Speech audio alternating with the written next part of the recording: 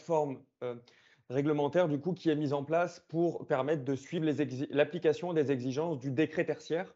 Et donc le décret tertiaire, c'est le dispositif réglementaire qui est vraiment sous-jacent à la plateforme Opera et qui s'applique du coup à une très grande majorité du secteur tertiaire avec les conditions d'assujettissement qui ont été rappelées à l'instant.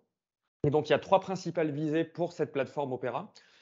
La première, et c'est peut-être la principale en 2022, c'est qu'Opera soit d'abord le lieu de la collecte des données qui sont demandées aux assujettis dans le cadre du décret tertiaire. Donc c'est sur cette plateforme que les assujettis doivent déclarer annuellement leur consommation d'énergie.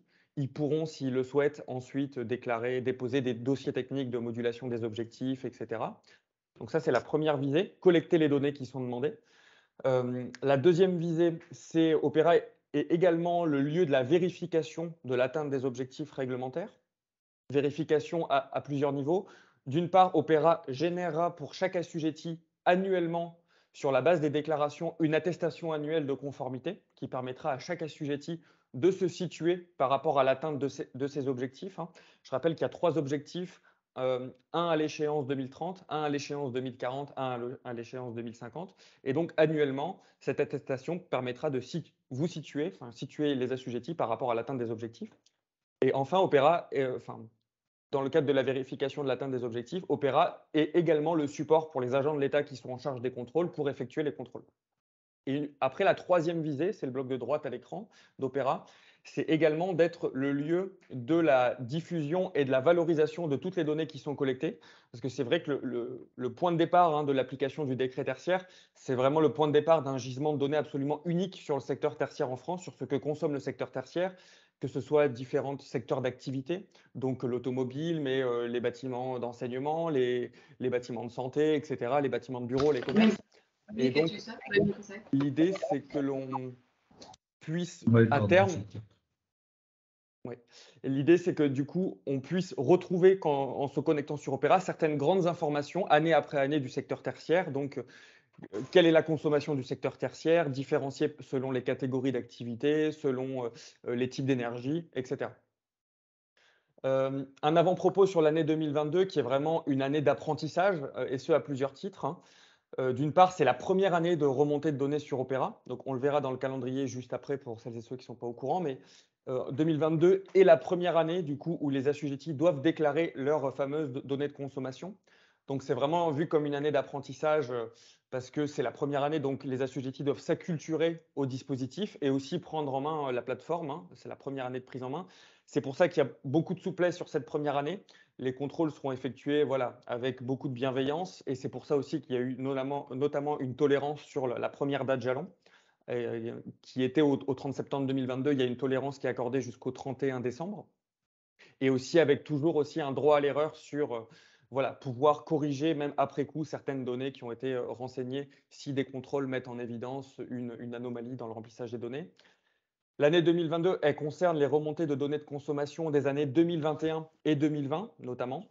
Et ces années-là n'engendreront pas de notation éco-énergie tertiaire. Donc c'est pour ça qu'il y a moins de risques à avoir fait des erreurs.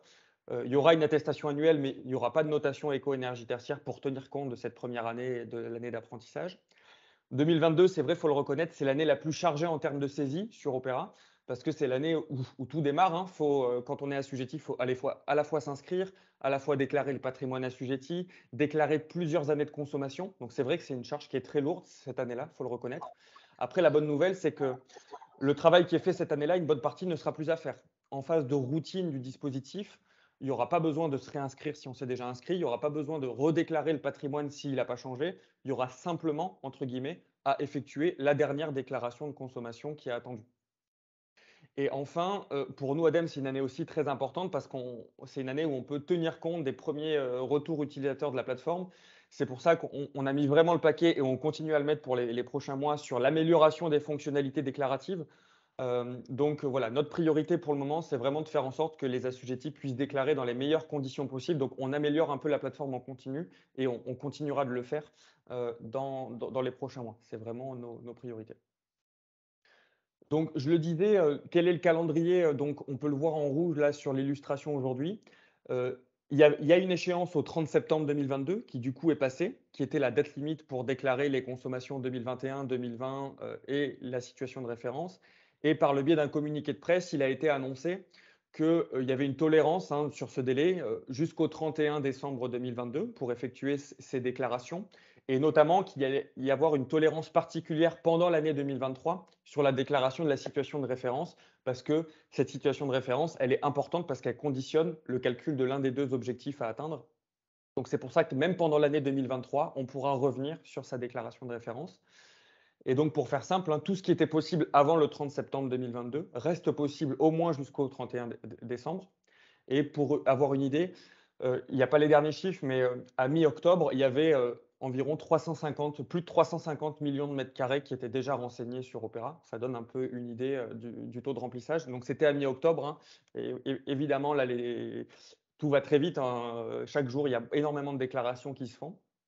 Donc voilà, ça donne un ordre de grandeur de l'état de remplissage de- de la plateforme.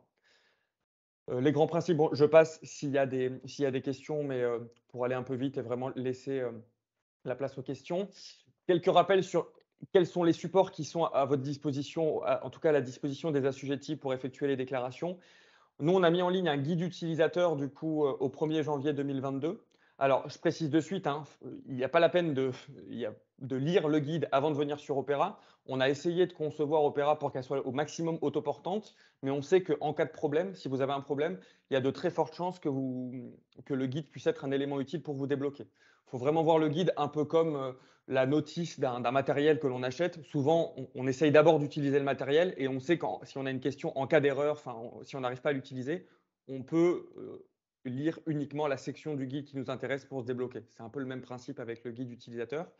On a enrichi ça avec, à la mi-juin, du coup, une vidéo de démonstration de la plateforme, où là, cette vidéo, elle vise à illustrer, voilà, je viens de prendre connaissance de mes obligations, c'est la première fois que je viens sur Opera, comment ça se passe jusqu'à vraiment terminer mes déclarations de consommation. C'est pour ça que la vidéo est assez longue, mais au moins, ça balaye tout le parcours, la quasi-totalité du parcours.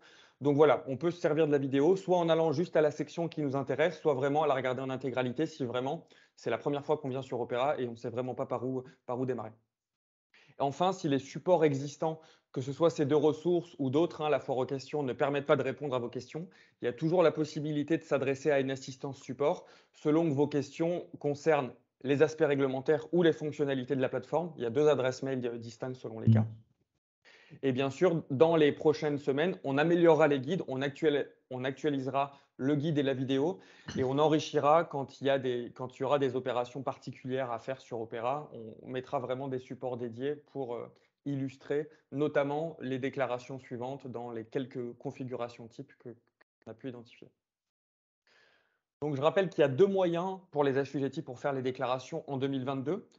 Le premier que l'on appelle IHM pour interface homme-machine, c'est vraiment le fait de faire ces déclarations écran après écran sur Opera, un peu comme on effectue tous notre déclaration d'impôt. On va en ligne, on fait les différentes étapes, on finit sa déclaration. Et il y a un deuxième mode opératoire qui est possible aussi, qui est l'import de fichiers CSV. Donc là, ce mode opératoire, il est particulièrement utile si on est un assujetti qui a un grand nombre de patrimoine qui est concerné, qu'on a par exemple une centaine d'implantations en France. Là, on n'est pas obligé de faire les 100 déclarations écran après écran sur le site.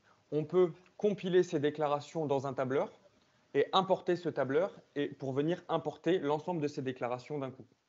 Et donc, toutes les étapes du parcours sur Opera, que ce soit créer des comptes, créer le patrimoine, déclarer les consommations, elles sont éligibles soit à l'interface, soit à l'import de fichiers CSV.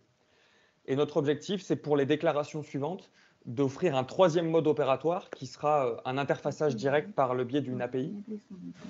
Un micro ouvert. Ouais. Merci. Donc, notre objectif, c'est pour les déclarations suivantes d'avoir un troisième mode opératoire par le biais d'une API. Et là, l'idée, c'est que si je suis assujetti et que j'ai déjà toutes les informations attendues dans mon propre logiciel, soit mon logiciel interne, soit une solution logicielle que j'ai achetée, l'idée, c'est que depuis cette interface, depuis mon propre logiciel, je puisse cliquer sur mettre à jour ma déclaration sur Opera et que ça puisse le faire automatiquement sans avoir besoin de venir sur Opera sur l'interface ou sans avoir besoin de déposer un fichier CSV. Ça, c'est notre objectif. Ce mode opératoire, il n'est pas encore opérationnel pour les déclarations à faire cette année, mais notre objectif, c'est vraiment que les déclarations suivantes puissent être faites par le biais de l'interfaçage par API. Donc là, j'ai juste mis une petite illustration. S'il y en a qui sont jamais venus sur Opera, c'est le moment, si vous êtes assujetti en tout cas. Donc là, voilà ce à quoi peut ressembler l'interface. Et ce qu'on peut dire, c'est que même pour ceux qui sont concernés par l'import de fichiers, qui voudraient vraiment faire leur déclaration par le biais de l'import, on conseille vraiment de d'abord au moins s'essayer à l'interface parce que voilà, sur l'interface, on a séquencé un peu les parcours, on a des bulles d'informations pour les notions techniques, des messages d'erreur si on a une anomalie de remplissage avec l'explication du pourquoi on est bloqué. Donc c'est vraiment, il y a vraiment une bonne ergonomie, enfin en tout cas une meilleure ergonomie sur l'interface qui permet vraiment de bien comprendre le parcours et les informations qui doivent être déclarées. Et donc voilà pour le grand principe de l'interface. Pour le fichier CSV, donc on a aussi dans l'onglet ressources d'Opera des documents qui permettent de savoir comment constituer des fichiers CSV. Et le principe de ces fichiers, on peut le voir dans l'écran de gauche ici, c'est qu'une fois qu'on a ces fichiers de prêt, on a différents écrans sur Opera selon qu'il s'agit de comptes, de patrimoine ou de consommation pour importer ce fichier.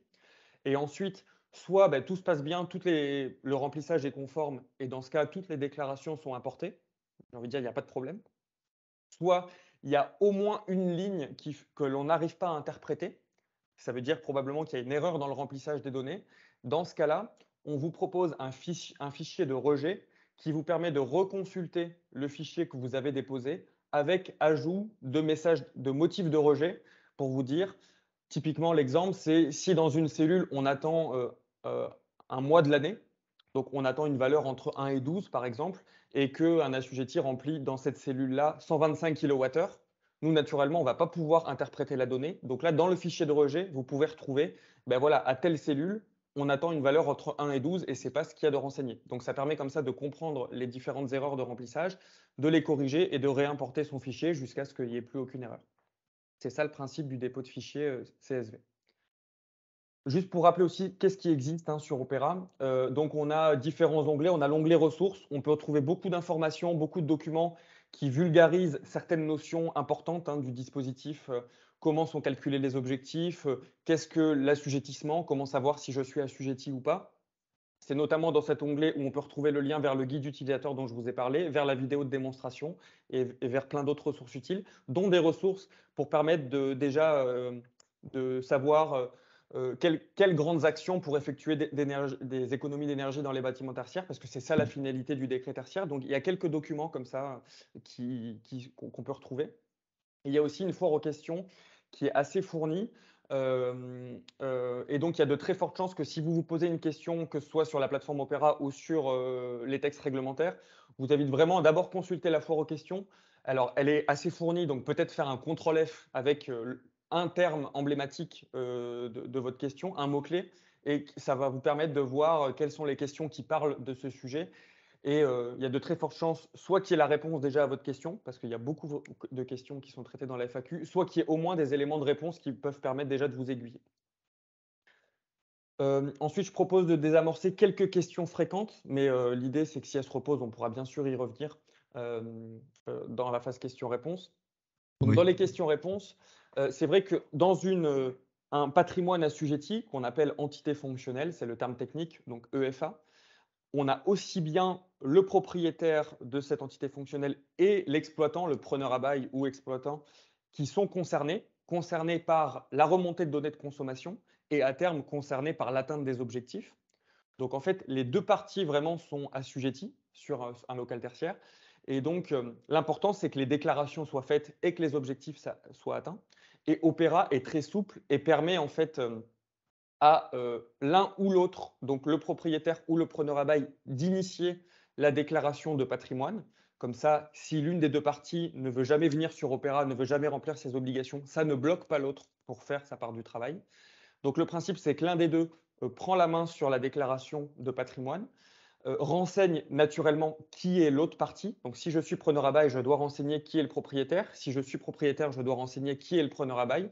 Et ensuite, une fois que cette déclaration de patrimoine elle est faite, ça permet aux deux parties de travailler sur les mêmes déclarations de consommation.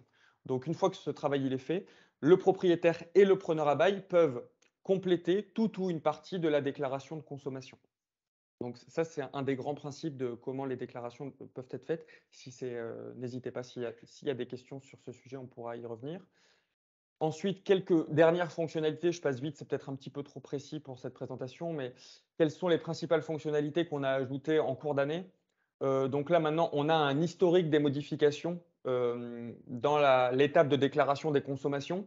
Ça permet comme ça, en cas d'erreur, s'il y avait une donnée renseignée et que sans faire exprès, je supprime la donnée ou je la modifie, ça permet de voir qui avait rempli quoi, à quel moment et comment ont été modifiées les données au fil du temps. Et ça permet aussi de se mettre en lien si j'ai rempli une donnée mais que je vois qu'après, par exemple, mon propriétaire a modifié cette donnée et que je ne suis pas d'accord, ça me permet comme ça peut-être de me mettre en lien avec la personne qui a effectué les modifications pour s'accorder sur quelles sont les données qui doivent être déclarées. On peut aussi, importer depuis cet été, les activités qui ont déjà été renseignées. Donc là, je vous ai dit que, il y avait plusieurs consommations qui étaient attendues cette année, donc les consommations 2021, 2020 et références. Et si on a fait déjà le travail pour l'une des années 2021, par exemple, de, déclaration des différentes activités avec les mètres carrés associés, on n'est pas obligé de reprendre tout ce travail à zéro. On peut réimporter ce travail sur une autre année. Parce que normalement, c'est censé assez peu varier d'une année sur l'autre dans le cas général. Donc ça permet comme ça de pré-mâcher le travail avec ce qu'on a déjà fait sur une autre année. Ensuite, on peut aussi, valider les données. Ça a été mis, dans le courant du 3e trimestre 2022, en ligne. Du coup, valider une déclaration, ça veut dire vraiment signifier qu'elle est complète et exhaustive et ça empêche toute nouvelle modification par le propriétaire, par le preneur à bail, par un prestataire mandaté. Ça vraiment, ça fige la déclaration et ça empêche toute nouvelle modification. Donc là, la validation, on peut soit la faire, c'est ce qui est illustré à droite, en fin de parcours. À la dernière étape, je peux valider en bas à droite. Soit vraiment j'ai plusieurs déclarations. Dans ce cas-là, je peux, si elles sont toutes complètes, je peux sélectionner tout dans mes écrans de recherche et valider. Comme ça valide tout d'un coup. Et bien sûr, il y a une petite subtilité, c'est que toutes les déclarations ne sont pas prêtes à valider. Il y a certaines déclarations où il manque une information que l'on juge essentielle, elles ne peuvent pas être validées. Par exemple, s'il y a une déclaration de consommation avec 0 kWh, enfin 0 consommation de renseigné, on ne pourra pas la valider. Pareil, s'il n'y a aucune activité de déclarée, aucun mètre carré, on ne pourra pas la valider. Ensuite, peut-être sur comment se passeront les déclarations suivantes. C'est une question qu'on commence beaucoup à avoir, hein, vu qu'il y a une bonne partie des assujettis qui ont déjà fait leur travail de cette année. Donc nous, on a vraiment conçu les choses pour que y ait s'appuyer au maximum sur l'existant. Donc dans le cas général, qui est un assujetti qui était assujetti au 30 septembre 2022, qui l'est toujours en 2023, il a simplement sa déclaration de consommation à mettre à jour. Donc il sélectionne 2022 au lieu de 2021. Il peut réimporter ses activités de l'année d'avant et il peut mettre à jour ses consommations et il peut valider. Donc ce sera la seule chose à faire, ça c'est vraiment le cas général. Ensuite, on a un autre cas qui est un peu différent, c'est s'il y a une nouvelle entité qui est assujettie, un nouveau patrimoine tertiaire assujetti. Donc là, par exemple, si entre 2021 et 2022, l'ADEME a ouvert une nouvelle agence, voilà, donc il y avait 0 déclaration avant parce que cette agence-là n'existait pas. Maintenant, cette agence est assujettie, doit déclarer ses consommations. Donc soit cette agence ne s'implante pas en lieu et place d'un patrimoine existant. Dans ce cas-là, c'est vraiment le parcours identique à aujourd'hui. Il faut déclarer le FA et la consommation. Soit il y a une subtilité. Cette agence, elle s'implante en lieu et place d'un local tertiaire qui est déjà assujetti et qui a déjà fait l'objet de la déclaration sur Opéra, d'une déclaration sur Opéra. Donc là, c'est par exemple euh, euh, Mobiliance, par exemple, à Paris, ouvre une nouvelle entité à la place d'une agence de l'ADEME. Donc, par exemple, il a acquis un étage qui était avant à l'ADEME. Là, l'idée, c'est que Mobiliance, du coup, c'est une nouvelle agence, il faut déclarer une nouvelle entité fonctionnelle et renseigner qui était présent avant. Donc, renseigner la référence Opéra. Et ça, en fait, pourquoi? C'est vraiment pour valoriser les actions de consommation déjà engagées. Donc là, c'est par exemple, si on reprend notre exemple, si l'ADEME a engagé des actions de rénovation énergétique entre-temps et que ce local, il est repris par la suite, en déclarant comme ça le lien entre les EFA, ça va permettre, en fait, à Mobilance de récupérer la consommation de référence de l'ADEME et de ne pas repartir à zéro avec les moins 40 à faire. Et comme ça, les actions de rénovation qui ont déjà été engagées, eh ben, le bénéfice, il est toujours conservé. Donc ça, c'est vraiment la subtilité, renseigner la surface de l'EFA et l'EFA concerné, et le parcours de consommation est vraiment identique. Et ensuite, au-delà de l'aspect déclaratif, parce que je pense que c'est ce qui nous intéresse aussi beaucoup, c'est à quoi on peut s'attendre sur Opéra dans les mois à venir. Donc, je l'ai dit, nous, notre priorité, on a bien compris que c'était pour les assujettis, c'est d'abord de faire leur déclaration. Donc, on va continuer d'améliorer les parcours, les rendre plus simples, avec notamment les fonctionnalités d'interfaçage par API. Ensuite, et là parce que la réglementation évolue en parallèle de nous, hein, elle est en train de s'écrire sur notamment les fameux objectifs qui ne sont pas connus. Il y a aussi certains points de méthodologie qui sont en cours, voilà, d'affinage. Et donc, une fois que cette réglementation sera stabilisée, la plateforme, elle proposera du coup les fameux objectifs, et donc ce qui permettra à tous les assujettis d'avoir une trajectoire à atteindre, d'avoir les objectifs d'assigner pour la prochaine décennie, donc pour l'horizon 2030. Ensuite, on aura des fonctionnalités de benchmark à terme sur Opera. Donc là, c'est parce que, comme je l'ai dit en introduction, sur Opera, on va avoir un volume de données absolument unique. Et donc, tout l'intérêt, ça va être de proposer des fonctionnalités de benchmark pour que chaque assujetti puisse se situer par rapport à l'ensemble des déclarations qui sont effectuées. Donc là, typiquement, en guise d'exemple, on sera en mesure de dire, par exemple, moi, j'ai fait une déclaration sur un bâtiment de bureau. Opera sera en mesure de vous dire, sachez que parmi toutes les déclarations de bureaux existantes sur Opera, on verra par zone géographique ou pas, sachez que votre entité fonctionnelle fait partie des 10% les moins énergivores ou au contraire des 20% les plus énergivores. Comme ça pourra peut-être aider à cibler certaines anomalies. Si j'ai un bâtiment neuf, je m'attends à avoir quelque chose de performant. Si au final, je ne fais pas partie des EFA les plus performantes, ça veut peut-être dire qu'il y a eu quelque chose qui se passe pas comme il est attendu au niveau des consommations. Et enfin, et je finirai par ça, il y aura tout un volet statistique sur Opera. Donc, pour permettre à tous, hein, assujettis ou non assujettis, de vraiment de suivre l'évolution de la consommation du parc tertiaire en France. Et donc là, c'est pas encore bien précis ce qu'on fera, mais une bonne manière de s'inspirer, ce qu'on sera en mesure de faire. Il y a un autre observatoire qui est géré par l'ADEME, c'est l'observatoire des DPE. Et depuis cet été, sur l'observatoire des DPE, il y a tout un module de statistiques qui permet de comprendre quelles sont les données de la base des DPE. Donc, on peut s'intéresser, par exemple, au type de bâtiment des appartements et voir quelle est la répartition des DPE. Enfin, voilà, avec l'illustration que je vous ai mise en haut à droite, je vous invite peut-être, si ça vous intéresse, à consulter l'observatoire des DPE et l'onglet statistiques. Et on mettra aussi en open data certaines données brutes. Alors, bien sûr, on les anonymisera et on les agrégera pour respecter la confidentialité des données. Mais notre idée, c'est vraiment, voilà, de mettre en ligne les données brutes anonymisées pour que chacun puisse s'en saisir et faire ses propres interprétations, construire ses propres outils à partir de ça. Voilà, j'en ai terminé du coup pour ma présentation. Maintenant, Alors, n'hésitez pas. beaucoup de questions. On va revenir sur les premières, effectivement, propriétaires, locataires. Donc, comme l'a dit Monsieur Cabane, l'entrée est possible des deux côtés. Le top, ça serait bien sûr que les deux y aillent. Le locataire, c'est quasiment sûr puisque c'est lui qui a les consommations. Il peut facilement récupérer les données via le géoportail, mais c'est expliqué aussi sur le site d'Opérat, hein, via un site spécifique géoportail, on peut facilement récupérer les numéros de cadastre, les choses comme ça.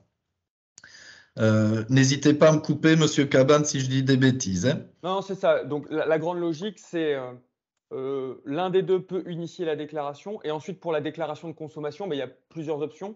Soit, on va dire, propriétaire, preneur à bail se mettent d'accord et disent, bon, là, on se met d'accord, c'est le propriétaire qui fait toute la déclaration. Ça veut dire que le preneur à bail lui communique en amont toutes les données dont il dispose et le propriétaire se charge de tout. L'inverse est aussi vrai. Les deux peuvent se mettre d'accord en se disant, on communique tout au preneur à bail et c'est le preneur à bail qui fait tout. C'est aussi possible. Ou alors, ce n'est pas l'idéal, mais ça peut toujours arriver, les gens ne se mettent pas d'accord pour faire la totalité du travail et chacun, propriétaire, peut renseigner ce qu'il connaît, preneur à bail ce qu'il connaît pour avoir in fine une déclaration complète et exhaustive. Voilà.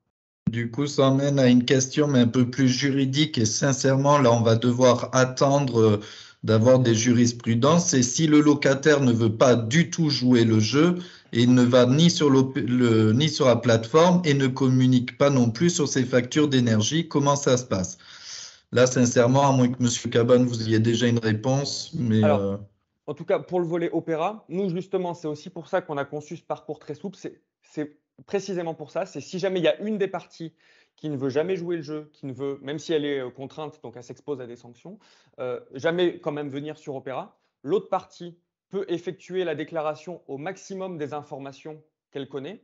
Comme ça, en tout cas, en cas de contrôle, ben, la partie pourra dire, ben, voilà, moi j'ai fait malgré mes communications avec mon preneur ou mon propriétaire, ben, voilà, je n'ai pas réussi à obtenir les informations, donc j'ai rempli les informations au maximum de ce que je pourrais connaître. Et donc, en tout cas, ça permettra peut-être de cibler les contrôles sur celui qui n'a pas joué le jeu. En tout cas, voilà, tout c'est à un truc. fait. On ne Gardez voulait pas bien des bloquer. traces. Voilà. Oui, gardez bien des traces écrites, les échanges de mails, de courriers, des choses comme ça, effectivement, pour montrer vous votre bonne foi. D'ailleurs, on me demande donc quelles sont les sanctions. Alors, je ne sais plus où on en était dans les sanctions, mais je crois que c'est une amende de quatrième classe, quelque chose comme ça. Alors, sur la nature de l'amende, je ne saurais pas répondre, mais il me semble que je crois que c'est ça. Sur les sanctions, donc il faut vraiment déjà un petit rappel sur les sanctions. La logique des sanctions, c'est vraiment en bout du bout hein, du processus. C'est-à-dire, alors, il y a deux types de sanctions, parce qu'il y a deux types de fautes hein, qu'on peut faire. Soit, déjà, la première, c'est on n'a pas, on est assujetti, on n'a pas déclaré des consommations alors qu'on devait le faire. Là, du coup, la première étape, c'est d'abord une information. Si un contrôle met en lumière que vous n'avez pas déclaré ou que vous avez déclaré avec manifestement une erreur, vous avez déclaré avec 1 kWh, enfin voilà, c'est pas normal. D'abord, il y a une information, on vous informe du fait que si après cette information, il n'y a toujours pas soit de déclaration, soit de reprise, il y a une mise en demeure. Et si après cette mise en demeure par les services du préfet, il n'y a toujours pas de reprise, ni de déclaration, ni de Oui. reprise, au bout de 3 mois, il est prévu du coup que là, les assujettis peuvent s'exposer à des actions qui peuvent aller jusqu'à 1 500 euros pour les personnes physiques, 7 500 euros pour les personnes morales et surtout, j'ai envie de dire, un affichage de toutes les mises en demeure qui seront restées sans effet sur un site public. Donc, quelque part, on pourra voir que tel assujetti n'a pas respecté ses obligations. Le principe est le même pour les contrôles en cas de non-atteinte des objectifs. Du coup, c'est en cas de non-atteinte des objectifs. D'abord, la première étape, ça va être d'abord les services en charge des contrôles vont prendre acte qu'il y a non-respect des objectifs, demander un plan d'action à court terme pour respecter les objectifs. Et c'est si ce plan d'action n'est pas transmis après mise en demeure, au bout d'un certain délai, ou qu'il est transmis mais qu'il n'est manifestement pas suivi au bout d'un certain temps, à ce moment-là, il y a des sanctions qui peuvent s'appliquer sur la non-atteinte des objectifs. Et c'est les sanctions de même ordre. Oui, Donc c'est vraiment, voilà, c'est pas un dispositif de la sanction, c'est vraiment en bout du bout, s'il y a manifestement des gens qui ne jouent pas le jeu, que des sanctions peuvent s'appliquer. Mais c'est vraiment tout à pas fait. la philosophie première d'avoir des sanctions. Ok, alors pour tout ce qui est consommation, pour les bâtiments les plus récents, l'année de référence, bien sûr, et l'année de 2020-2021, ben, c'est oublié. Si votre bâtiment est sorti de terre en 2022, la règle, c'est de prendre la première année de fonctionnement normal. C'est ça. Et dans ce cas-là, en fait, il n'y aura même pas besoin de déclarer une année de référence sur Opera. C'est que vous déclarez vos Oui, consommations et quand nous, on détectera que c'est la première année pleine d'exploitation, ce sera celle qui vous sera assignée comme année de référence et donc celle sur laquelle se baseront les moins 40%, moins 50%, moins 60% à atteindre. d'ailleurs, ça se recoupe un petit peu avec les histoires année Covid, puisqu'en année Covid, avec les fermetures, l'activité au ralenti, on me demande comment ça va se passer, mais je pense qu'elles ne seront pas prises en compte. Comment ça va se passer? Alors là, ce qui est prévu à ce jour, c'est notamment dans les quelques points de méthodologie qui doivent encore être précisés dans les textes réglementaires, mais ce qui est dans les discussions, c'est, bon, je rappelle que déjà, les assujettis qui étaient là avant 2020 peuvent choisir une année au choix entre 2010 et 2019, pourvu qu'ils aient été là. Euh, et ensuite, pour celles et ceux qui n'étaient pas là, ou quand même qui étaient là, mais qui soit ne disposent pas des données, soit ne veulent pas utiliser une année entre 2010 et 2019, ce n'est pas obligatoire. Dans ce cas-là, pour tenir compte de la crise sanitaire, euh, il est prévu que les années 2020, 2021 et 2022 puissent être retenues comme années de référence si plusieurs de ces années sont une année pleine d'exploitation. En fait, normalement, le texte dit que c'est la première année pleine d'exploitation. Donc, si moi j'ai démarré en 2020, en toute rigueur, ça devrait être 2020. Mais pour tenir compte de l'aspect Covid, si moi mes premières années 2020, 2021, 2022 sont des années pleines d'exploitation, la plateforme m'assignera automatiquement l'année la plus favorable parmi ces 3 années, parce qu'il y a des secteurs qui ont pu consommer anormalement moins du coup pendant la crise sanitaire, comme Oui. voilà, les bureaux, les restaurants, etc. Et à contrario, des secteurs qui ont consommé peut-être un peu plus, certains commerces, les bâtiments de santé, etc. Donc ça prendra l'année, parmi ces 3 années, la plus favorable, on va dire pour vous, comme année de référence. C'est ça un peu les principes qui sont en train d'être affinés.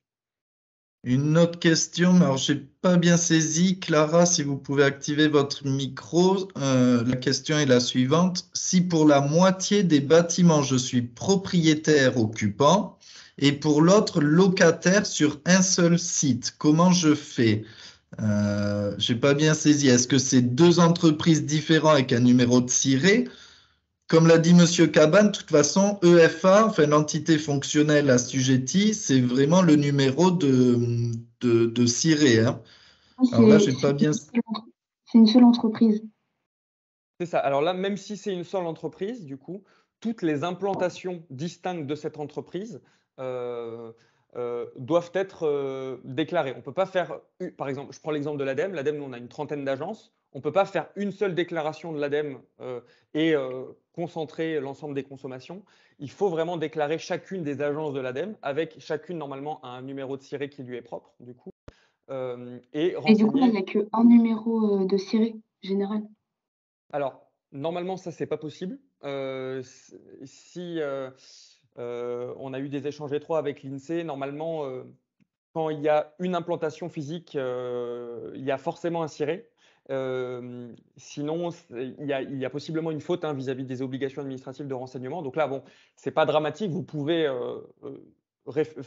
faire les démarches pour enregistrer, déclarer cet établissement, cette implantation géographique. Mais normalement, c'est pas possible d'avoir une activité sur une implantation géographique sans avoir de numéro de ciré associé. Ok. Et si le compteur, il y a deux compteurs du coup, mais ils font pas la différence. Enfin, il y en a un qui, c'est pas différencié entre le site propriétaire et le site locataire.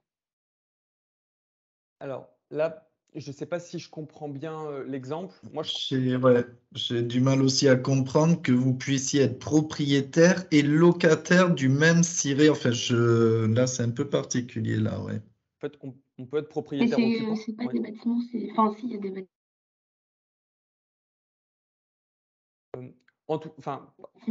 Je peux peut-être reprendre l'exemple générique assez vite. C'est par exemple, si on a par exemple une tour de bureau avec 10 étages et un preneur différent par étage, donc il y a vraiment une société différente par étage dans cette tour, peu importe qu'il y ait un seul propriétaire dans toute la tour ou que chaque locataire soit propriétaire occupant de ses propres locaux. Là, il y a autant de déclarations que de locataires, du coup. Donc là, si on reprend notre exemple, ça fait un propriétaire, un occupant par étage, donc 10 étages, 10 entités fonctionnelles avec 10 déclarations de consommation. Et donc là, il y a 10 numéros tirés, oui. Exactement. Avec chacun son. Ouais, c'est ça. Bon. Et donc là, il peut y avoir plusieurs configurations. Soit, pour le moment, il y a un seul compteur au niveau de toute la tour, ce qui est possible aussi. Il n'y a pas de consommation distincte. Dans ce cas-là, il peut y avoir des règles au prorata surfacique pour vraiment attribuer les consommations de chacune de ces entités. Mais l'idée, c'est petit à petit, en cours de décennie, d'inciter les gens à mettre du sous-comptage pour vraiment distinguer les consommations, pour vraiment mieux savoir qui consomme quoi dans un bâtiment. Donc là, ce n'est pas obligatoire au début. Il peut y avoir des règles par tantième surfacique, si jamais il n'y a pas ce détail. L'idée étant d'inciter petit à petit à mettre du sous-comptage dans la durée. Alors du coup, ça fait bien la transition. On va passer plutôt sur les questions de surface. On en a pas mal, effectivement. Alors, dans la rubrique activité, catégorie, nous inscrivons vente et services VI, enfin véhicules industriels et véhicules utilitaires. Et en sous-catégorie, nous devons inscrire les bureaux. Oui, avec en dessous la surface des bureaux uniquement. Oui, c'est ça. C'est essayer de rentrer le plus possible. L'histoire des surfaces, c'est ça, c'est de rentrer le plus possible dans du détail pour voir justement où sont imputées vos consommations et là où vous pouvez travailler en priorité. Ouais. Et pour compléter aussi, à quoi ça sert en fait de déclarer ces activités de manière précise avec les mètres carrés? En fait, je ne l'ai pas redit parce que moi, j'ai un peu pris pour acquis, mais il y a deux objectifs qui sont assignés à chaque entité fonctionnelle. Un objectif qu'on appelle en valeur relative, qui dépend de la Ah oui, consommation de référence, moins 40%, et un objectif dit en valeur absolue, qui, elle, ne dépend pas de la consommation de référence, mais ne dépend que de l'activité qui est exercée. Et donc là, les textes réglementaires, alors peut-être tout le monde ne les a pas consultés, mais justement, ils visent à dire activité par activité, quel est l'objectif en valeur absolue pour la prochaine décennie, donc là en l'occurrence 2030 à atteindre. Donc là, je prends un exemple qui est faux, mais c'est juste pour illustrer. Il se peut que les bureaux aient un objectif de 175 kWh par mètre carré par an. Donc là, par exemple, quelqu'un qui respecte déjà un bâtiment neuf qui consommerait de bureaux qui consommerait 150 kWh par mètre carré par an, par exemple, il n'aurait pas besoin de faire moins 40% en 2030 parce qu'il est déjà en dessous de la valeur seuil pour les bureaux. Et donc là, les textes réglementaires, justement, ils définissent les valeurs absolues pour les bureaux, pour les activités automobiles, pour l'enseignement, etc. Et donc, l'idée, en déclarant au plus fin vos activités, ça va permettre à Opera de vous assigner l'objectif le plus précis possible en faisant un prorata surfacique de vos surfaces, de vos activités et des objectifs qui sont assignés. Donc d'avoir un tout à fait. objectif très personnalisé à votre situation. Bon, malheureusement, Oriane, n'hésite pas à reprendre la parole puisque c'est toi qui as eu l'info. Les valeurs absolues pour les ateliers de l'automobile ne sont toujours pas sorties. Et en plus de ça, ça risque de prendre un peu plus longtemps puisqu'on a appris que la personne qui travaillait sur le dossier n'était plus présent au ministère de la Transition écologique. Donc, bon, on va attendre. Ça sera sûrement mis en 2023, mais voilà. Toujours sur les surfaces, effectivement, j'ai souvent cette question. Je prends n'importe quelle marque, hein, un feu vert, un Noroto, qui ont une grosse partie magasin et une partie atelier. Ils ne savent pas effectivement quelle surface prendre. Est-ce qu'ils prennent surface de vente ou est-ce qu'ils prennent atelier mécanique? Puisque la plus grosse surface, ça va être la vente, mais celui qui va consommer le plus, ça risque d'être surtout l'atelier avec les ponts, les machines, tout ça. Alors, là, du coup, dans votre activité, l'idée, c'est vraiment de déclarer l'ensemble, hein. Donc, si vous avez une partie de surface de vente, une partie d'atelier, une partie administration de bureau, il faut déclarer du coup les trois. Enfin, il faut vraiment que la surface qui soit rentrée au global soit la surface de votre local tertiaire assujetti. Donc, vous pouvez renseigner les trois. Après, la règle générale, c'est vous pouvez voir l'étendue du champ des possibles, soit à l'étape sur Opera en regardant, mais soit il y a aussi une version tableur de toute la segmentation, c'est de toutes les activités qui peut être enseignée. Et vous pouvez alors prendre parmi cette liste qui existe celle qui correspond le plus à votre configuration, donc celle au pluriel, hein, les activités. Et si vous trouvez que vous avez une activité et qu'il n'y a vraiment aucune des catégories qui ne s'en rapproche, à ce moment-là, vous pouvez effectuer une demande à la boîte mail du ministère qui est dans l'onglet Contact et le signifier. Et ensuite, cette demande sera étudiée et le ministère étudiera la possibilité de rajouter une catégorie d'activité supplémentaire ou alors de dire, bah non, là, c'est celle qui existe déjà qui se rapproche le plus. Oui. Donc, Oui, alors je me suis peut-être mal exprimé parce que c'est surtout pour pouvoir mettre une référence, enfin une consommation. Il n'y a pas de sous-comptage. Donc c'est oui. vraiment un compteur global à l'entrée du bâtiment. Est-ce qu'on va plutôt le mettre sur la vente ou sur la Alors, mécanique? ça, Ouais. sur Opera, du coup, donc, il y a quelque chose que je n'ai pas rappelé. Les déclarations sur Opera, elles sont vraiment faites pour être modifiables, supprimables. Donc, n'hésitez pas, si c'est la première fois que vous venez, vous pouvez faire un essai de déclaration en mentionnant bien que c'est un essai dans le nom, le complément de nom, etc. Et voir faire le parcours jusqu'au bout et le supprimer ensuite. Comme ça vous permet vraiment de bien voir les informations à renseigner. Ensuite, si vous faites ça, vous vous rendrez compte que dans la déclaration des consommations, on vous demande, il y a une étape qui est l'activité, quels sont les mètres carrés et les activités associées. Et l'étape d'après, c'est quelle est la consommation, mais la consommation globale hein, de toutes vos activités. On ne demande pas de déclarer les consommations activité par activité. Ça, ce sera un niveau de détail trop fin. Donc là, je prends un exemple, par exemple, dans un lycée, c'est une entité fonctionnelle. Du coup, il y a une déclaration à faire. Il se peut que dans ce lycée, il y a plusieurs activités. Il y a une activité d'enseignement, de salle de classe, une activité de restauration, une activité de gymnase et de bureau d'administration. Donc, il y a une seule déclaration à faire. Dans cette déclaration, il faut référencer ces 4 activités, mais il y a une seule consommation totale à renseigner pour l'ensemble. Il n'y a pas besoin de dire les bureaux consomment tant, la restauration consomme tant, etc. C'est une consommation au global. Donc, il faut renseigner toutes les activités et la consommation globale de toutes ces activités. D'accord, ok, bah, super. Alors, une question un peu plus personnelle. Dans la rubrique ajustement climatique, pourquoi il y a le message suivant, consommation inconnue? Oui, alors là, c'est assez technique. En fait, les textes réglementaires, ils prévoient, donc les consommations qui sont déclarées sur Opera, l'idée c'est que ce soit des consommations brutes, hein, les consommations vraiment issues des factures ou des compteurs. Et ensuite, Opera procédera à un ajustement climatique des consommations pour normaliser ces consommations en fonction du climat. S'il y a un hiver particulièrement rigoureux, ce sera pris en compte. Un été particulièrement chaud, ce sera pris en compte. Pour normaliser ces consommations par rapport à une période de référence.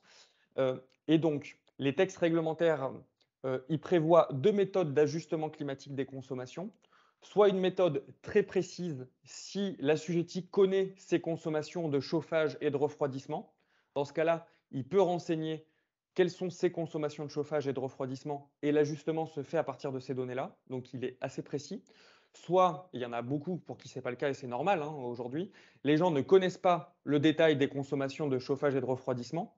Dans ce cas-là, ils peuvent ne rien renseigner du tout. Et il y a une autre méthode d'ajustement climatique qu'on utilisera dans ce cas-là, qui se base uniquement sur les surfaces chauffées et refroidies. Donc ce sera une méthode un peu moins précise, mais elle a quand même le mérite d'exister pour celles et ceux qui n'ont pas encore connaissance de leur consommation de chaud, de froid. C'est vrai que je reviens un peu en arrière parce que c'est vrai qu'on n'a pas en tête qu'il y a quand même 50% qui ne connaissent pas du tout Opera. Quand on parle bien de déclaration de consommation, il faut se baser sur les factures électricité, gaz. Ce sont les factures d'énergie. Hein.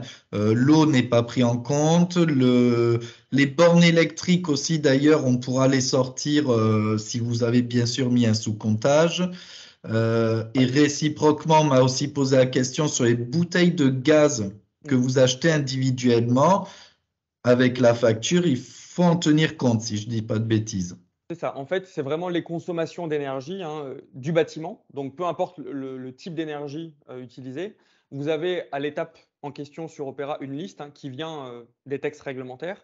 Donc, il y a par exemple électricité, il y a le gaz réseau, le gaz propane en kilos, le gaz en mètres cubes si vous avez l'information en mètres cubes, il y a le bois plaquette, enfin voilà, les réseaux de chaleur.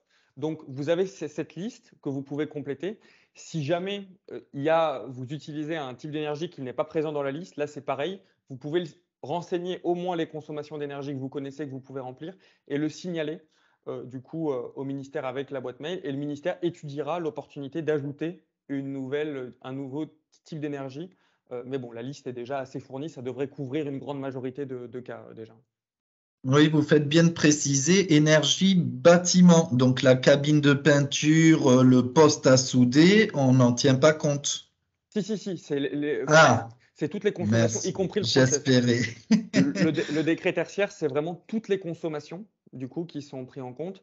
Il n'y a que certaines consommations qui sont exclues, comme vous l'avez dit, les bornes. Les recharges des véhicules électriques. Donc là, si cette consommation, vous avez le distinguo de cette consommation, vous pouvez le déduire des consommations du coup du bâtiment, ne sont pas concernées. Mais sinon, c'est vraiment toutes les consommations du bâtiment, du moment que c'est des activités tertiaires assujetties. Il se peut que vous ayez une activité industrielle Enfin, par exemple, je vais prendre le cas d'une usine automobile, par exemple. C'est une industrie, donc ce n'est pas une activité tertiaire. Il se trouve que dans l'usine, il y a une partie tertiaire qui sont les fonctions de support, enfin les parties bureaux, voilà, support. Si ces parties tertiaires font plus de 1000 m², il faut les déclarer et déclarer les consommations uniquement de la partie tertiaire, en faisant le distinguo des Oui. consommations du process industriel. Là, Ok. voilà. Alors, une autre question personnelle également. Pour un de nos bâtiments, je n'arrive pas à ajouter notre locataire pour qu'il puisse faire ses déclarations de consommation. Comment faire? Alors là, il faudrait peut-être en savoir plus sur l'erreur. Est-ce que Ouais. vous ajoutez le SIRET et il y a un message d'erreur sur Opera? Est-ce que vous n'arrivez pas à collecter son SIRET? Enfin, Est-ce qu'il veut pas jouer le jeu? Ou est-ce que c'est voilà, c'est une erreur ouais. en tout cas, si vous avez un message d'erreur sur Opera qui ne devrait pas y avoir, vous mettez un numéro de SIRET valide qui existe, vous savez qu'il existe, il n'y a pas de retour ou quoi. Là, c'est typiquement le genre de cas où il faut s'adresser à la boîte mail opera@adem.fr pour que nos équipes puissent vous répondre si jamais il y a quelque chose qui ne se passe pas comme ça devrait l'être. Ok. Bon. Comment faire quand on a un seul compteur pour une SAS et une SCI? Donc ça veut dire quoi? Pour le propriétaire des locaux et puis l'exploitant, mais de toute façon, ça sera que la consommation de ce compteur à prendre en compte, hein. Ouais, alors ça, c'est vrai, le principe, c'est du coup sur une entité, un local tertiaire assujetti, que ce soit un propriétaire occupant ou que ce soit une situation propriétaire preneur à bail, en fait, il y a une seule déclaration. On déclare le local en renseignant qui est le propriétaire, qui est le preneur à bail. C'est pas le propriétaire fait cette déclaration du local pour sa partie propriétaire, l'occupant fait une déclaration du même local mais en fait une deuxième. Non, c'est vraiment une seule déclaration sur laquelle les deux parties renseignent les données de consommation qu'ils ont à leur connaissance. Oui, donc il y aura juste le compteur qui concernera le locataire, mais ouais, voilà. Une question très intéressante parce qu'effectivement, beaucoup de nos adhérents s'en sont inquiétés. On n'a pas vu dans le guide et même sur les écrans pour pouvoir déclarer l'année de référence. En fait, ils vont renseigner 2021-2020 l'année de référence, mais nulle part, nulle part, il y a une petite case, quelle année vous voulez choisir pour l'année de référence ou quelque chose comme ça. Oui, Comme l'a dit Monsieur Cabane, c'est de toute façon, ça sera automatique, c'est ça? Ça sera l'année. c'est ça. Oui, Alors, allez-y, pardon. du coup, comment ça se passera pour l'attribution des objectifs hein, et la détermination du coût de la consommation de référence? Nous, on prendra parmi toutes les années qui ont été déclarées, celle qui est la meilleure. Donc, si vous avez déclaré une année sur la période 2010-2019, je dis au hasard 2016, parce que vous pensez que c'était la meilleure, mais que vous avez aussi fait vos déclarations de consommation annuelle 2020, 2021, 2022, nous, au moment d'attribuer la consommation de référence, on attribuera celle, parmi toutes celles que vous avez déclarées, qui est l'année la plus favorable pour vous, vu qu'il y a cette souplesse, vu le Covid, qui a été attribuée de pouvoir choisir parmi plusieurs années. Nous, on attribuera la plus favorable. Après, il y a des situations où il n'y aura pas de choix possible pour nous. Par exemple, un nouvel assujetti, il y a un bâtiment neuf qui se construit en 2024. Donc, la première année déclarée par l'entreprise qui occupe le bâtiment, c'est 2024. Là, il n'y aura pas de choix possible. Ce sera sa première année pleine d'exploitation, ce sera 2024. Il n'y aura pas d'autres alternatives. Mais en tout cas, pour celles et ceux qui sont concernés pour les déclarations du 30 septembre 2022, on ira chercher l'année la plus favorable pour vous parmi toutes celles que vous avez déclarées. Ouais. D'ailleurs, on me. Excuse-moi, Florent. Donc, Oui, si je veux apporter un cas concret, par exemple, très vieux bâtiment construit dans les années 80, on a une année de référence à choisir dans la période donc 2010-2019. Admettons qu'au regard c'est ça. des consommations, ce soit l'année 2013 qui soit retenue comme année de référence. On déclare là les consommations. À ce moment-là, il faut déclarer 2013 et ensuite déclarer 2020-2021, c'est ça? J'ai bien compris? Oui, parce qu'en fait, il y avait une petite subtilité du coup. En fait, l'année 2020, c'est vraiment les premières déclarations annuelles qui sont attendues dans le décret tertiaire. Le décret tertiaire s'applique, du coup, la première remontée de données de consommation attendue, c'est 2020. Donc les gens doivent déclarer 2020, 2021, 2022 jusqu'à 2050, 2050. Et du coup, il y a la possibilité de choisir une autre année entre 2010 et 2019, donc là, vous l'avez dit. Donc oui, là, il faut bien, du coup, déclarer l'année de référence et quand même 2020-2021. Normalement, si vous avez fait votre étude, l'année que vous attribuera Opéra, enfin, ce sera 2013, si nos conclusions concordent. Euh, donc voilà. Là où c'est vraiment particulièrement intéressant, du coup, de faire cette recherche d'historique, c'est lorsqu'il y a eu des actions de rénovation qui ont été mises en place depuis 2010. Par exemple, s'il n'y a aucune action qui a été mise en place, on peut se douter que les consommations à peu près de 2010 et d'aujourd'hui, modulo, enfin, vu qu'elles sont ajustées du climat, sont sensiblement équivalentes, à quelques kilowattheures par mètre carré par an près. Donc, peut-être que là, ça ne vaut pas forcément le coup de faire ce travail d'historique. Par contre, s'il y a eu, à contrario, enfin, une Oui, action nous, de dans rénovation. l'automobile, ils ont souvent mis, par exemple, les LED. Ils Oui. ont en 2000, allez, à partir de 2015-2016, vous êtes quasiment tous passés au LED. Là, effectivement, en fait, c'est pour valoriser que vous avez déjà travaillé sur l'énergie. Exactement. Donc là, si c'est le cas, vraiment, ça vaut le coup de faire de la recherche archéologique, de prendre une année avant 2015, parce que comme ça, la mise en place des LED sera valorisée déjà. Il n'y aura pas besoin de repartir de zéro. Vous repartez d'une année avant ça, et donc votre consommation d'aujourd'hui tient déjà compte des actions qui ont été mises entre-temps. Donc là, c'est vraiment utile.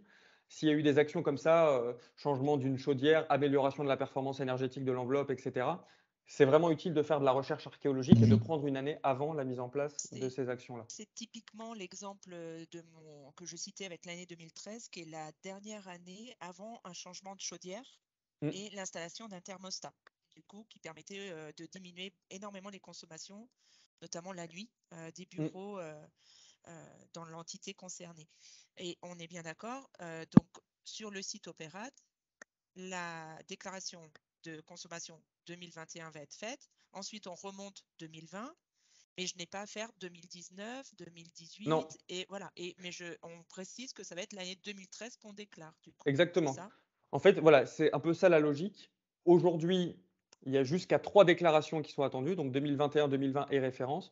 L'idée, c'est que les assujettis partent de là où de la situation la plus récente. Qui était assujetti vraiment, qui a consommé de l'énergie en 2021? Ils commencent par ça. Si les entreprises étaient toujours présentes avant, elles déclarent 2020. Et si elles étaient toujours présentes avant, elles peuvent choisir une année au choix. Donc, pas la peine de toutes les déclarer. Elles peuvent choisir une année où elles étaient présentes entre 2010 et 2019. Et donc, je rejoins ce que disait Florent. On a beaucoup de questions, effectivement, de professionnels de garage qui nous interrogent sur cette année de référence. Et c'est vrai que dans le guide, on n'a pas cette explication, elle manque. Donc, s'il pouvait y avoir une petite page dédiée à cette logique-là, ce serait appréciable. Merci. Oui. Oui, je précise juste sur la partie de détermination des objectifs, c'est ce qui est en lien avec la consommation de référence. Il y a un support dédié dans les ressources Opéra sur comment sont calculés les objectifs. Ça permet déjà peut-être d'y voir plus clair, même s'il n'y a pas encore forcément toutes les dernières actualités qui sont en train d'être finalisées, comme la meilleure année possible entre 2020 et 2022. Ça, ce n'est pas encore présent, vu que ce n'est pas encore vraiment acté noir sur blanc. Il est 11h, on peut peut-être prendre une dernière question et après, il faudra vraiment que Ouais, alors tant qu'on est juste rapidement, tant qu'on est dans les années, donc pour 2022, ça sera ouvert à partir de quand pour déclarer l'année 2022, du 1er janvier ou Alors, peut-être pas au 1er janvier parce que Oui. il y aura peut-être encore un peu de souplesse, enfin voilà, pour revenir notamment sur la déclaration des consommations de référence, donc pour pas trop multiplier les déclarations à faire en même temps. Mais en tout cas, en début d'année, dans le courant du premier trimestre 2023, il sera possible de déclarer ses consommations 2022. Et là, la règle générique s'applique. Ce sera au 30 septembre 2023 qu'il faudra avoir fait au plus tard sa déclaration des consommations de l'année 2022. Oui, tout à fait. Bon, après, beaucoup de remarques sur pourquoi il n'y a pas de lien entre les plateformes de EDF, Total Energy et puis Opérat. Pourquoi est-ce Alors, qu'on doit passer du temps à faire nous-mêmes les déclarations? Mais il y en bon. a un petit peu. Aujourd'hui, il y a une remontée de données depuis les GRD qui fonctionne dans certaines configurations avec Enedis. Donc, vous pouvez mettre votre numéro de compteur, etc. Si le numéro est bon, si c'était bien vous, le titulaire du contrat, etc. On va chercher vos données. C'est informatif, hein, ça ne vous dispense pas de réécrire la donnée. On vous dit, voilà les données que l'on connaît rapportées depuis Enedis. Est-ce que vous les confirmez? Enfin, il faut les réinscrire. Donc, il y a quand même ça qui existe. Là, c'est un peu un arbitrage de priorité. Mais l'idée, c'est que là, la plateforme démarre hein, aussi. Mais vraiment, nous, notre objectif, en tout cas la philosophie, nous, c'est que les assujettis, in fine, passent le moins de temps possible à faire les déclarations. On a vraiment conscience que c'est un travail qui est lourd hein, pour ces premières années, on le reconnaît. On a vraiment, nous, notre ambition première, c'est qu'en phase de routine du dispositif, la déclaration soit qu'une formalité, qu'elle soit vraiment très simple, très facile à faire, pour que vraiment les assujettis puissent se concentrer sur les actions. Donc vraiment, je peux vous faire une promesse, c'est que vraiment dans les mois à venir, on va ne faire qu'améliorer les choses pour simplifier le travail là-dessus. Voilà, après, juste la toute dernière et on vous libère. Nous, je regarderai encore s'il y en a d'autres. C'est toujours l'histoire des compteurs, un seul compteur avec plusieurs activités. Si vous pouvez prévoir de mettre du sous-comptage, ça sera mieux, effectivement. Mais sinon, ça sera le compteur général qui fera foi pour le bâtiment entier, même si vous avez d'autres activités dedans qui ne sont pas soumises au décret tertiaire. Oui, juste pour préciser, du coup, s'il y a une même entité, il y a une même entreprise et cette entreprise a plusieurs catégories d'activités, il n'y a pas besoin d'avoir de détails. Par exemple, moi, dans les locaux dans lesquels je suis à Valbonne, il y a une activité de bureau, une partie open space, une partie archive, une partie amphithéâtre, enfin auditorium. Il n'y a pas besoin, ça reste l'ADEME, donc il n'y a pas besoin d'avoir ce niveau de détail. C'est que mieux ensuite pour comprendre, mais en tout cas, ce n'est pas demandé de déclarer ça. Là où c'est vraiment intéressant, c'est s'il y a plusieurs preneurs dans un bâtiment, donc plusieurs entités assujetties. Là, pour le moment, s'il n'y a pas de détail, s'il n'y a qu'un seul compteur général, il peut y avoir une répartition au tantième surfacique. C'est un peu la seule manière de faire. L'idée étant petit à petit d'inciter au sous-comptage pour bien comprendre qui consomme quoi et pour pouvoir bien cibler les actions derrière. Voilà. Mais ce n'est pas obligatoire, en tout cas, au démarrage du dispositif, d'avoir une consommation sous-comptée précise, quoi. Ça peut être de la répartition au tantième, par exemple. Voilà. Ok, Monsieur Caban, je sais que vous avez d'autres impératifs, donc on peut vous libérer. Moi, je continue à regarder les questions, à vous répondre, et si jamais trop complexes, on les posera à Monsieur Caban ou à qui de droit, parce qu'il y en a certaines aussi que ça concerne plutôt la réglementation. Donc voilà. En tout cas, merci pour votre intervention, qui a été bien utile, je pense, et on risque de le refaire aussi, de le reprévoir. Je vous enverrai le support si vous voulez le consulter a posteriori. Je vous enverrai le support que j'ai présenté. Super, merci beaucoup, bonne journée. Au revoir. Je vois que mon collègue François continue à répondre à des questions par-ci par-là. Merci François.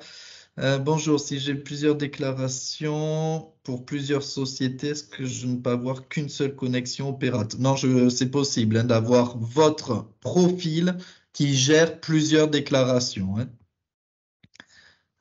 Plusieurs bâtiments à une même adresse sont considérés comme une entité fonctionnelle assujettie. Oui, plusieurs bâtiments, comme on l'a dit, une adresse, normalement, c'est un numéro de ciré, mis à part le cas de Clara. À une adresse, vous avez un ciré, voire deux cirés, mais chaque ciré est une EFA. Ok. N'hésitez pas à rouvrir vos micros parce que je pense que j'ai balayé la plupart des questions écrites. Non, le photovoltaïque, ça sera un peu comme les bornes de recharge électrique, effectivement. Il y aura, ça viendra en soustraction.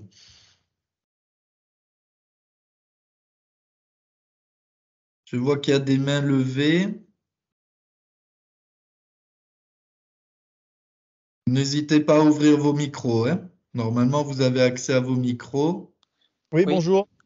J'ai une question concernant je gère des centres de lavage automobile qui se situent souvent sur des parkings d'hypermarchés qui sont eux-mêmes donc soumis à la déclaration Opérat, ce qui est normal parce qu'ils font plus de 1000 m².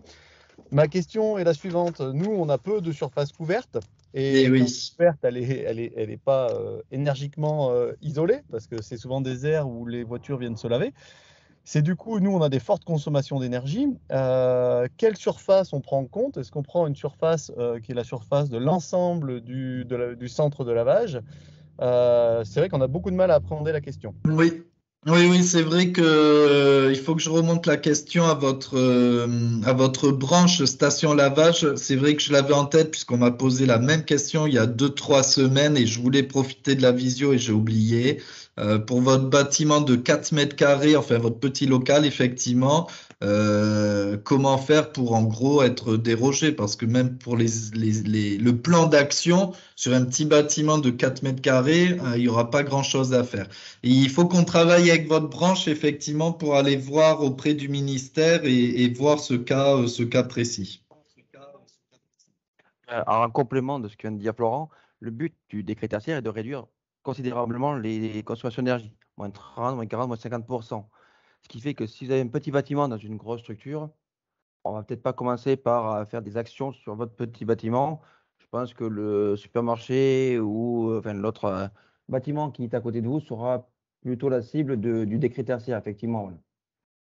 L'esprit, c'est vraiment de réduire de 40 à 50%. C'est énorme, hein. Donc, c'est pour ça que c'est vraiment d'abord les plus gros consommateurs et les petites surfaces, voilà, les locaux annexes ne seront pas la cible de ce dispositif, en fait. Ils seront à déclarer, effectivement, parce que vous êtes dans les 1000 mètres carrés, mais ça ne sera pas forcément la cible, en fait, des actions, quoi. Du coup, faudra-t-il le déclarer? Oui, normalement, oui. Une surface de plus de 1000 mètres carrés, oui. C'est ça qui est un peu, voilà, ça fait partie, ça qui parfois est plus complexe, parce que, à la limite, un seul propriétaire ou un seul locataire d'un bâtiment de plus de 1000 mètres carrés, c'est facile à gérer. Là où c'est compliqué, c'est quand c'est un peu structuré en différents locataires, différentes occupations. Là, c'est plus complexe. Mais sachant que l'objectif étant de faire des pourcentages assez importants, ça vous serez pas la cible. À la limite, ce sera, comme disait Florent et M. Adem, il y aura le développement des sous-compteurs pour voir où sont les plus gros leviers d'économie d'énergie. Mais si vous avez un petit bâtiment à côté d'un gros bâtiment, c'est surtout le gros bâtiment qu'il faudra traiter en priorité. Oui. Ou les activités qui sont les plus consommatrices d'énergie. En fait, voilà. C'est ça l'état d'esprit, je veux dire. Voilà. Mais effectivement, vous serez obligé d'être déclaré dans la surface. Vous aurez votre entité fonctionnelle qui sera déclarée sur la déclaration de l'ensemble du bâtiment. Oui, mais l'entité fonctionnelle va forcément sortir dans le rouge, parce qu'imaginez 4 mètres carrés avec une activité qui est consommatrice énormément d'énergie, forcément, elle va être pointée du doigt. Alors après, ça, effectivement, c'est d'être au niveau des tout ce qui est affichage derrière. Ils verront peut-être que là, peut-être qu'au niveau d'affichage, je ne sais pas s'il n'y aura pas un minimum de pourcentage ou d'occupation, de taux d'occupation qui sera peut-être pris en compte pour au niveau derrière de l'affichage. Mais ce qui est important, c'est surtout le niveau de consommation d'énergie. Donc, même si votre bâtiment n'est pas très isolé, en termes de consommation d'énergie, ça sera quand même très faible par rapport au reste du bâtiment. Sauf si vraiment, vous avez une grosse consommation d'énergie pour un petit bâtiment, peut-être que là, effectivement, les actions seront aussi portées sur vous, quoi. Mais c'est vraiment le but d'intégrer les consommations d'énergie. Voilà. C'est ça la difficulté, c'est qu'après, c'est les locaux comme ça qui sont à côté et qui sont pris dans la globalité qui font partie du dispositif avec parfois des actions limitées derrière. Oui. Oui, parce que j'ai envie de dire la consommation d'énergie des bâtiments techniques comme ceux-là est zéro, ils sont ni chauffés ni rien du tout. La seule consommation, c'est pour faire le business. C'est ça. C'est pour ça que officiellement, je préfère qu'on se rapproche effectivement, enfin qu'on travaille avec la branche des stations de lavage pour aller voir vraiment le ministère et voir ce cas concret que tout le monde a oublié. Hein. Alors, soit ils vont nous répondre non, écoutez, on va pas faire de dérogation, on va pas commencer comme ça. Ils font leur déclaration et tant pis, ils mettront n'importe quelle action, une LED au lieu du néon qu'ils ont ou j'en sais rien. Soit on arrive effectivement à considérer qu'en dessous d'un certain seuil, même si le global est 1000 mètres carrés, mais que vous êtes inférieur à 10 mètres carrés et que vous pesez peanuts, eh bien, on peut mais bon. On verra. Écoutez, je vais pas m'avancer parce que connaissant le gouvernement, quand ils ont une idée en tête, ils foncent et ils ont rarement, enfin, ils n'ont pas envie de faire de dérogation parce que sinon tout le monde va les solliciter, tout le monde va les taper à leur porte. Donc bon, on va quand même apporter ce point précis et voir ce qu'ils vont nous répondre. Merci. Je continue à balayer les questions, mais oui, allez-y, pardon. J'entends un micro qui s'active. Non, personne d'autre. Bon, les bouteilles de gaz, effectivement. Oui, allez-y. Oui, bonjour, là c'est Briet. Juste une petite question technique. On est propriétaire d'un bâtiment. J'ai 2 locataires et sur la plateforme, j'ai pu déclarer qu'un seul locataire, pas le deuxième. On me propose comme seule solution, c'est un syndic ou une copropriété.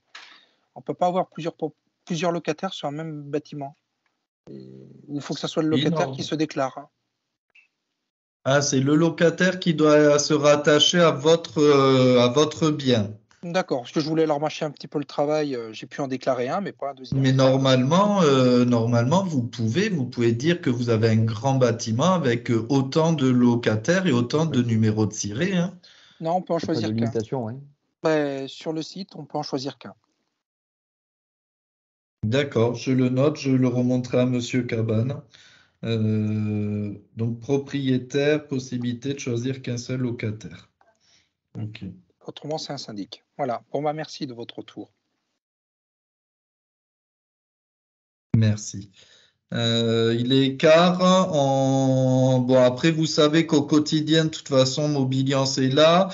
Monsieur Cabane l'a aussi rappelé qu'il y avait l'adresse mail pour pouvoir les solliciter, même s'ils doivent être débordés, qui vont mettre facilement une semaine à vous répondre. Vous m'entendez? Oui. Oui. Ah, pardon, je mis sur. Je sais pas. Bon, Georges Pruvot, j'ai une question à poser. Bonjour. En fait, moi, j'ai une activité où j'ai un bâtiment qui est à étage, où il y a la carrosserie qui est en bas, mais on a également la station-service et la station de lavage. Donc là, ça complique peut-être un petit peu les calculs, non? Au niveau de la déclaration. Parce que ma consommation de courant, au niveau du lavage avec un portique, ça consomme, les pompes, avec tout ce qu'il y a dedans. Et la station également, comment ça se passe là? Mais de toute façon, tout doit être déclaré. Donc, c'est ce qu'on disait, ça va être votre consommation globale. C'est ça, voilà la consommation globale de votre activité. Voilà, mais je vais être pénalisé quand même. Donc, en fait, après, c'est pour ça qu'il y a 2 valeurs qui seront potentiellement à atteindre, alors, même si on attend toujours la valeur absolue, puisque, comme l'a dit Florent, le groupe de travail qui devait se faire cette année ne va pas se faire cette année. Donc, ça, c'est un peu compliqué pour donner des valeurs de référence. Donc, en fait, effectivement, vous aurez des consommations liées à vos activités. Après, vous verrez par rapport aux valeurs de référence qui seront établies pour votre activité, si cet objectif est plus facile à atteindre qu'un objectif de réduction de l'ensemble de vos consommations d'énergie. Après, effectivement, il faut de manière déclarer l'ensemble de la consommation globale de votre entreprise.